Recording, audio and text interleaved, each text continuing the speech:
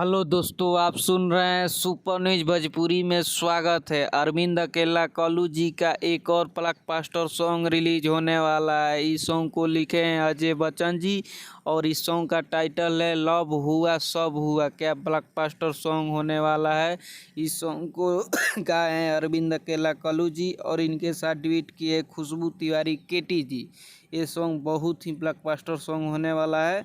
इस सॉन्ग को music director दिए हैं रोशन सिंह जी और इस सॉन्ग को वीडियो डायरेक्टर किए हैं विभांशु तिवारी जी। इस सॉन्ग को ग्लोबल म्यूजिक यूट्यूब चैनल पर आज ही सुबह 10 बजे फुल एचडी वीडियो को रिलीज कर दिया जाएगा, यानी कि 15 दिसंबर को सुबह 10 बजे ग्लोबल म्यूजिक जंक्शन पर फुल एचडी वीडियो रिलीज हो जाएगा। इस सॉन्ग को जाइए खूब सारा प्यार आशीर्वाद दीजिए।